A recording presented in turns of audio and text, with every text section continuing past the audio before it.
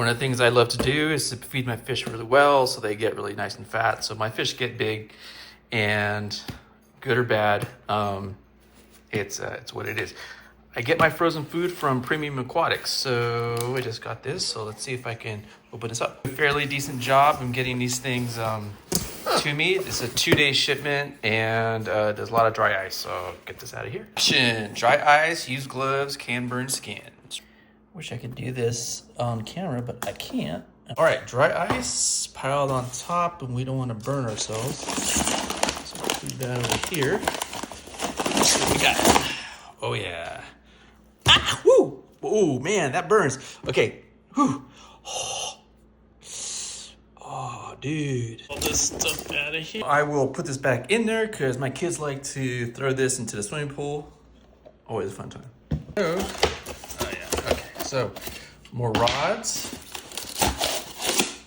LRS herbivore. Okay.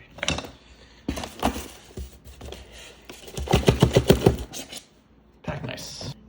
Fish Frenzy. This is awesome. It's got California blackworms. Got a couple of those. Herbivore Frenzy is always good. So the tangs gets me a lot of tangs. So they get some stuff. I got a few of those. And then herbivore blend rods food is always kind of nice because they got like chopped up other stuff like broccoli and carrots and stuff like that. So, well, here's the tank from afar, and yeah, you can see how I have to deal with the light coming in from the window or the front doors. Probably good for the corals, but definitely grows algae. In any case, but you can see the guy's eating off the innovative marine grazer. I think that's what that this blue thing is called. So funny, I've had this for years. I just never liked it. Just recently though, I started using it because I don't know if Ocean Nutrition has changed their formula or their seaweed. I've been using this. I'm using the green marine algae with natural garlic extract for years.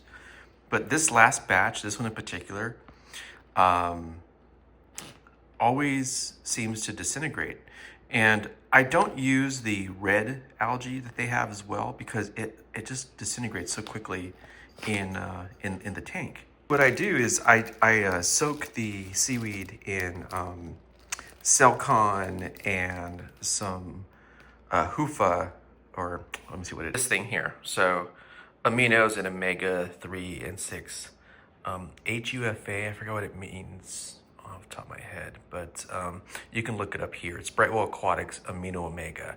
So I soak this stuff with the Amino Omega and some Silicon. Long story short, that's why I pulled this guy out again, and I was like, oh, let me try it. And man, it works great. It allows, since I have like, I have a bunch of tangs, right? So I have the rabbit fish, and I have the chocolate tang and the blue tang and the powder blue. Is that all I have? Is there another tang in there? Oh yeah, I have the purple tang. So there's a lot of tangs. They eat the algae quickly. And the powder blue, for whatever reason, he doesn't like to eat it off the clip. He eats off the rock. So, but in this, it slows him down a lot, and it's actually working out okay. So, started using this guy. A couple of sheets. See, look at that. It kind of has a red tint, or they mixed it up with, I don't know. I think they mislabeled this particular batch. This looks red to me. It's behaving like red algae, anyways. I'm gonna fold it up just like this. Stick it in here as best as I can, and close it up. And there it is, and they can actually pick on this thing. Nice and neat. And then I can open this up and I can hand feed my rabbit fish who eats out of my hand. So he's good on that. I don't usually feed, like I haven't been feeding my fish seaweed because I've been wanting them to kind of eat off the rocks. But my powder blue is extremely territorial. He doesn't really let a lot of these other fish, he doesn't like any of the other fish, especially my rabbit fish who eat anything, pick off the rocks. I have to actually go in there by hand and pull stuff off, and then my rabbit fish and all the other fish will eat it. Pulling these pouches out because I just want to make sure I don't have none of the Asterinas on here. I've been breeding Asterinas for the most part because they are just so good at eating algae. You can just see them all just clean up my sand bed and just eating away algae on rocks. So they're like amazing. So, you know, I always just feel bad kind of letting them dry out. So then I go ahead and put this guy in. It did take him about a day to figure out that this is what algae comes out of. But yeah, you can look at them. They're all eating it up. So this just gives them more, well, first of all, it decreases the amount of stuff that's coming off, but then it gives them all a chance to get some, which is always worked out great. So I actually like this little case thing, even though I literally bought this, I think like 5 or 6 years ago. I never used it. I just didn't like it at first. So overall, the only changes I actually made to the tank so far is I have the gyres that I have over here on the right side here. I have those guys running at 60% just constantly. I had doing a pulse, but it didn't discourage my rabbit fish, this girl here, enough to go to the surface and spit. You can see she does that. That's just something she does. So she enjoys that for some reason and continues to do that, which kind of damages, you know, the floor and stuff. So I have it constant, and that definitely stops her from doing that. So I'm gonna let that go. I was afraid it was gonna be too much for the torch corals and stuff, but it doesn't seem like it is. Coming here a little bit closer, you can see the torch coral, the big one, the dragon soul I have here on the right. It's doing quite good. Like the flow is really nice. It's breaking the like it's not a consistent pattern. It's not all blowing in one direction, right? So that's actually kind of nice.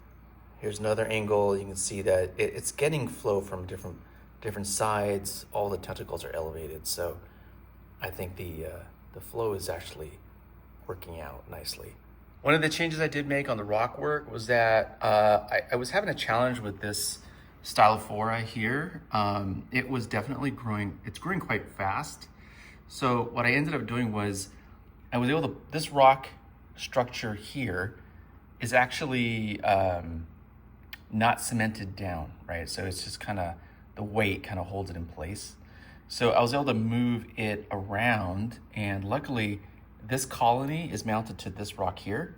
And so this rock that's along here that's connected to this fox flame, I was able to actually kind of rotate it. So now there's definitely this huge gap in between these two colonies, so they're not battling each other anymore. Although this little guy here, I don't know what it is. Definitely receding and dying out over the last some time, but I think it's because the fox flame is about to overtake it.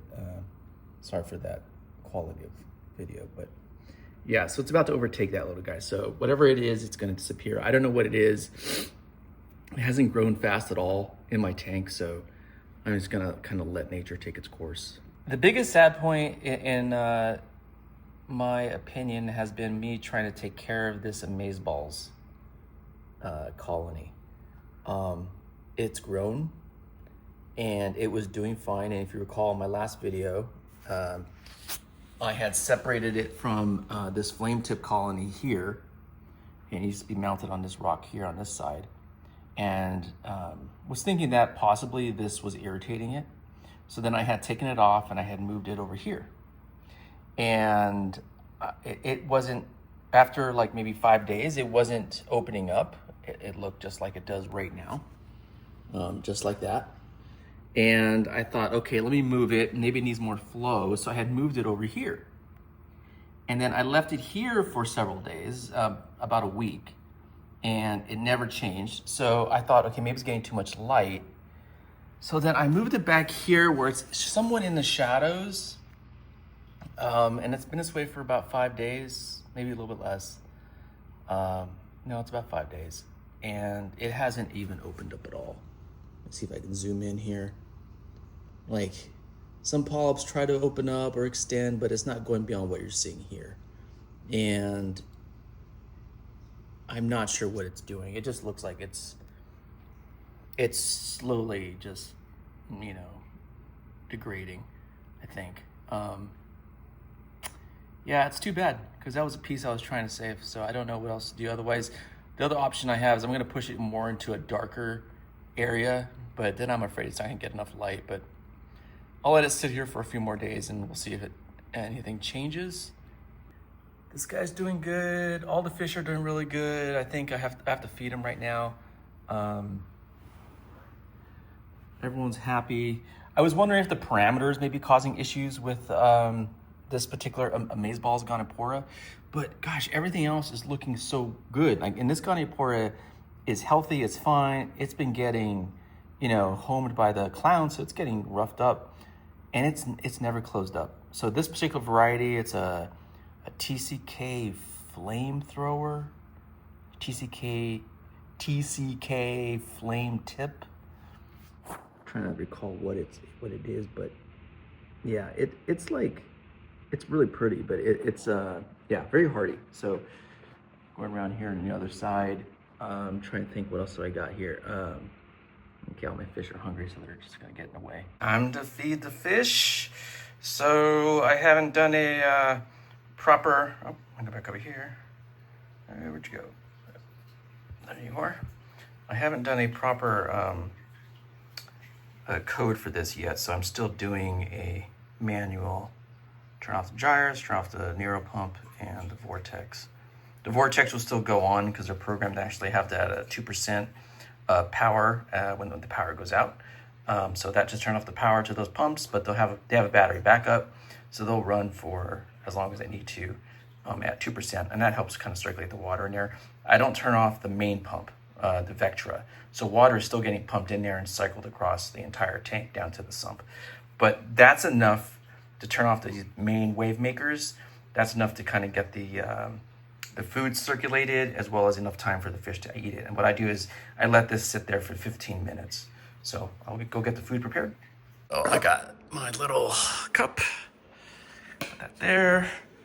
Go to the freezer. Pull out some Reef Frenzy, that's what we're eating right now. And then some Mysis. Actually, I think this might be San Francisco brand, as well as mastic. And this is the good stuff for the butterfly. Like I said, the butterfly fish really likes this. Again, this is a mix of beta glucan stuff right here, beta 1 and 3 glucan. It's an algae extract, really good for the immune system. There's a lot of some studies and information on humble fish forums you can read about. There's some successes in giving the fish this.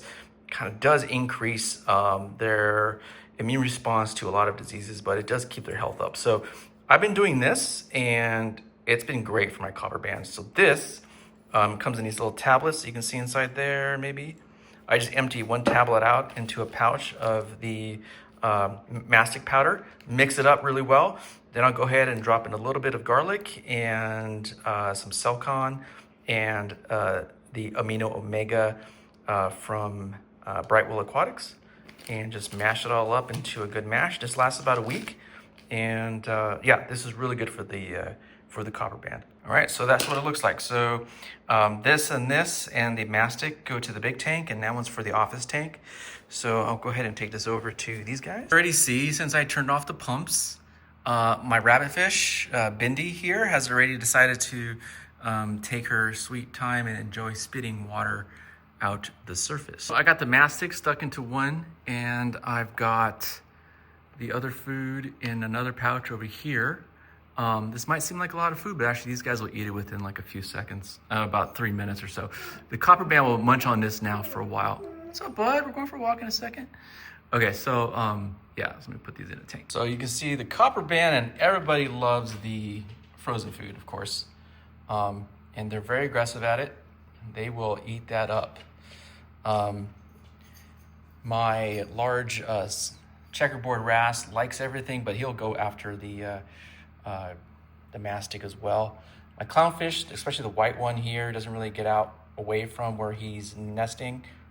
So what they'll do is I put the food over here so the water kind of flows in this way so that he has an opportunity to eat.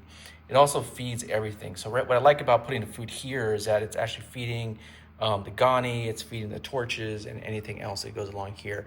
Now, this is about 15 minutes that they'll actually do this. And this is probably already almost going to be gone very shortly.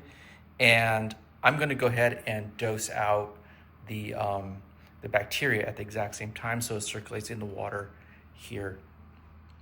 And then the other guy, you can see, is probably going to grab the, no, I was hoping that this, oh yeah, he's very aggressive at eating the checkerboard wrasse. I mean, he's quite large. So I'll let these guys enjoy their food. It's mesmerizing watching them eat. I gotta go over here and I gotta feed my office fish, which is these guys over here, and my, there's an angel in here, my 2 clowns. So they'll eat the rest of this, and just pause the pump and put this into that pouch. So then these guys will eat their food, and they're pretty good too and voracious. This is a dusky wrasse and my Klein's butterfly, who are refugees from the large tank. They live here because that checkerboard wrasse was just super aggressive. So they moved into here, and they're all relatively peaceful. This is really just a refuge in a way for the fish that just didn't have the ability to kind of take it in the other tank. Just didn't have the aggression level. Was just too, they were just too mild. But they're doing nice in here. Also, I will say, man, if anyone's looking for, if they ever wanted to have a marine beta that's just too much, God, that dusky wrasse is so beautiful. This video is not doing justice, but it reminds me so much of a marine beta in so many ways. Really pretty patterning, very gentle and peaceful fish. Yeah, and of course the love of one of the fishes I love is just this little pygmy lemon peel. What a great fish. Had her for many years. She's just loving this tank here. It's really just a bunch of branching GSP and I think a Monty back there with a large BTA for the clowns. But yeah, nice little tank. It's a little 40-gallon breeder, actually. Just sits on a stand here with a little 20-gallon sump and very basic, well, basic for a reef tank type of situation. And I use Alpha Reef on here. But anyways, this is really just for the fish. So, all right, everyone's fed. That hologram, hey buddy. The hologram guy is doing really good. This hammer has grown. This torch here has grown as well. So I think my parameters are doing fairly good. Corals on this side are doing really good. They're colored up really nicely. This guy's colored up really good. He's really a strong, nice kind of a pearlescent purple, which is, I'm talking about this dude right here, which is really cool. I don't know why or what it is, to be honest. I got it from a local reefer. I'll have to reach out and ask him. He might know. Purple Monty is really good. He's actually grown a lot from the little piece that I had gotten. The red Monty, man, he's finally, like, he's latched onto the sides here, so I'm gonna kind of keep an eye on that. But what's nice about that is that he's basically solidified this rock structure to the back of the peninsula wall, which is really good.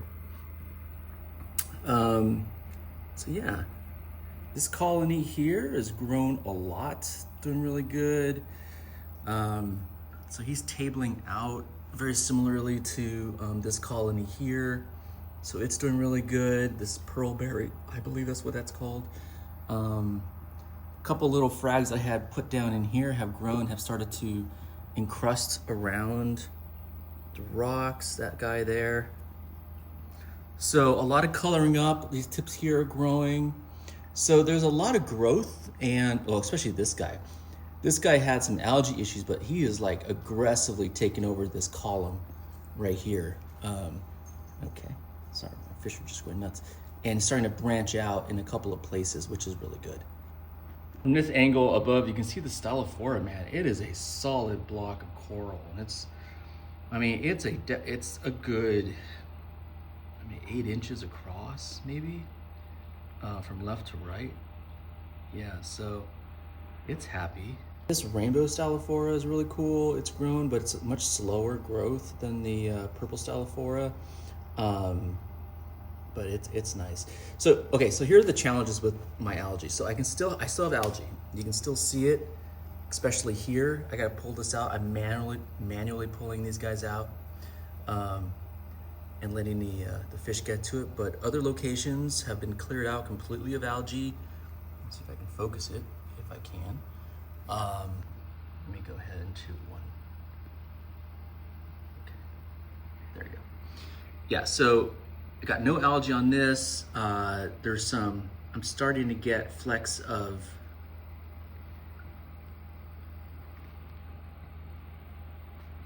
coralline algae in there and up in here, which I like. So I want these rocks to start getting coralline growth on them. There is flecks of a little bit of algae, but not much. It's being eaten up by the asterinas. And none of that dino or the chrysophytes have reappeared in the tank, especially where they used to live over here. So they're gone. Now I got a couple of projects. One is this auto feeder that I'm gonna build out, and I gotta replace the UV bulbs inside of here. So that needs to be done.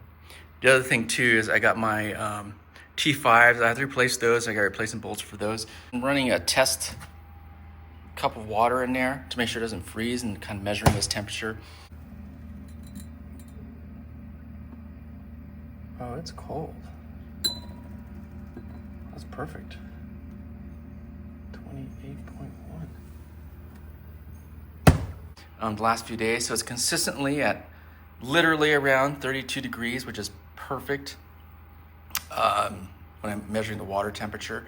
So that's quite cold without freezing for frozen food.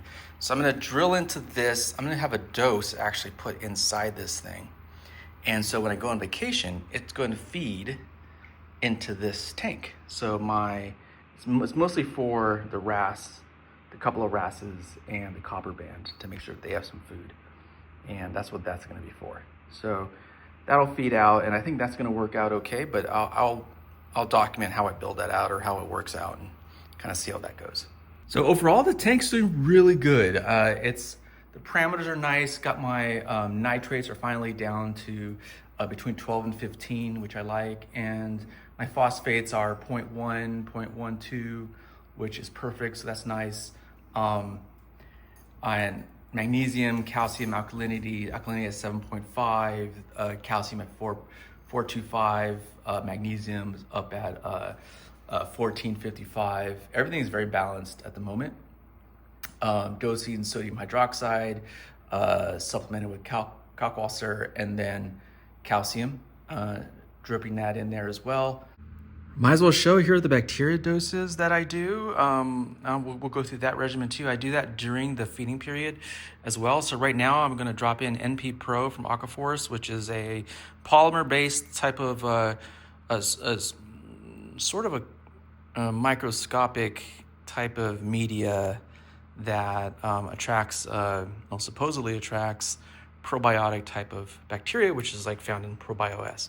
So we'll go ahead and drop that in right now. 1, 2, 3, 4, 5, 6, and that's all I need to do for that. So this is a ProBioS, and I just shake it up, get a good squirt into there, and I'll do 1, 2, 3, 4, 5, 6, and I'm just matching it up with how much I put of the NP Pro, and then that is it. So this is quite good. It's pretty cost effective. Just note that these two things do need to be refrigerated. So that's one thing that I have to do with these. These are the other two things I'll put in the tank during feeding time. This is the Microlift Special Blend. You can look up on Humble Fish forums. This is a really inexpensive bacterial supplement that contains a ton of strains. On Humble Fish forums, I believe Telegram has went ahead and did a aquabiomics testing of this, and you'll see the number of strains that are inside of this product. And so I do this daily, just a little bit. So I'll shake this up, and I believe this is one of my reasons that my nitrates have been under control. So I've done this now probably for at least 3 or 4 months. I just haven't mentioned it in the other videos. That wasn't what the point of it was. So I do that. So I believe this with the ProBioS as well as the ProDibio that I do once every 15 days has helped with the chrysophytes and any dinos that I may have had. The other thing I do, put that aside there, is a silica additive. So this is basically water glass, or this one's specifically for the aquarium trade or hobby. It's Sponge Excel by Brightwell Aquatics. Pretty inexpensive because really I just need to do 9 doses. So I think it's you do. I'm going to see if I can look in here. The dose rate is, man, at my age at this side, I can't even see this thing. So it's 1 drop per 20 gallons. So that's 183 gallons. So I do 9 drops of this. Now, don't put this in your display. It'll just start to clump up or precipitate out this really high pH clump, and the fish will eat it. So you don't want that in the system. So put this into the sump area. This I actually put into the display itself when they're eating, because all the corals right now are actually eating something. Just give this a really good shake. And be careful when you open this up. I don't like to use too much, but I don't leave it open very much either because it stinks. This is really smelly stuff. It's a strong sulfur or sulfide smell that will come out of this bottle. That is open. I go ahead here and just type in that much. Goes right in, and that is it. I'm gonna close it. Okay, so this is the silica. I'm gonna go ahead and put this just 9 drops in the high flow area, which is about like right here. So I'll do 1, 2, 3, 4, 5, 6, 7, 8, 9. So why am I doing that? I'm actually trying to increase my diatom population to outcompete cover surfaces of anything else that might be up here. It's also going to help with sponge growth, and that's going to help with my nutrients and anything else that might fuel chrysophytes again and other things that I might have, try to outcompete some of the algae. So that's why I do dose this stuff. I do need to replace my carbon, actual carbon. It's because I've to clean this out, but there's no carbon running in there right now. It's just overflowing. Skimmer's good. This is my line for my carbon dose. And I finally found, what you saw there was my the reef mat pulling. I finally found that if I do 1.5 inches to pull up, it doesn't smell. Don't know why, don't understand why, but I was slowly increasing the amount length that it pulls when it has to roll up. So I increased to 1.5 inches, and whatever that did, it still picks up a lot of stuff, but the smell is gone. So that's, I don't know why that's the case, but just so if anybody wants to experiment with that. I had my my pH is actually kind of high. I'm not really sure why it's so high. My alkalinity is at 7.4, so I've been bringing these calibration packets to temp, and then I got to figure out which one of these pH probes is the one that is my main one. So I'm going to calibrate these two, and I think I'll clean them, but just wanted to show what I was doing. So bringing them up to temp I found is good, and then clean these guys with some hydrochloric acid is probably a good idea on my part, but I'm not sure if I need to do that on these guys. Maybe I will, and then with a little brushing of toothbrush just to kind of clean the edges or the little glass tips gently, and yeah, so I'll get those calibrated now. So there's always problems in the tank, right? So I have, or there's always challenges. One of the challenges is that I just calibrated my pH probes, and I'm noticing this pH probe here is going nuts. So where is it? Here it is. Well, that's not a good view. Let me go back over here. Sorry, it's better just watching it here. I'm at 8.57, which is way wrong. And my other pH probe, 8.1, I think is true. So got to replace the pH probe. It's about a year old, and it's an American Pinpoint brand, I think, or maybe not. I think it's a Milwaukee Instruments. I just went through my Amazon history. It looks like that's the one I purchased, and I purchased that back in 2022. So it's about time to replace it, I suppose. I went ahead and replaced it with the same one. This one has a 6-foot cable. It's MA911B2. I don't know what that means, double junction. So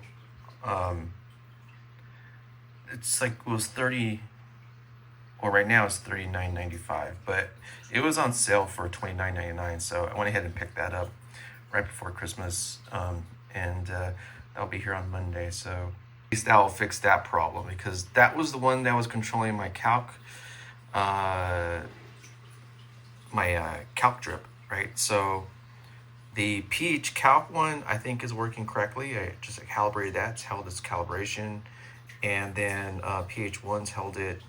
And I like having 2 pH probes inside the sump right next to each other, so I can kind of see if one's drifting and when one's a problem. And obviously this one is way broken. So, and I don't use the salinity probe because, I'll be honest, it's garbage, takes too much calibration. So I just use the Milwaukee, that digital refractometer, which I love. And I have the hydrometer from Tropic Marin. All right, so anyways, that's pretty much the end of, I don't have anything else to update. That's a lot of stuff I showed you guys. It's just rambling. Oh, and I know the audio is really bad too, so I do apologize for that.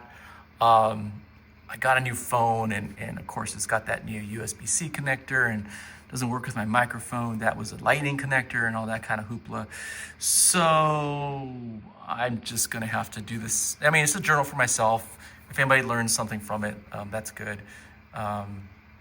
But yeah, so hope everyone had a good Christmas, and I hope everyone stays healthy and happy reefing.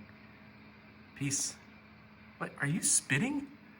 Did you just, she just spit on my head. Dude. Is she gonna do it again?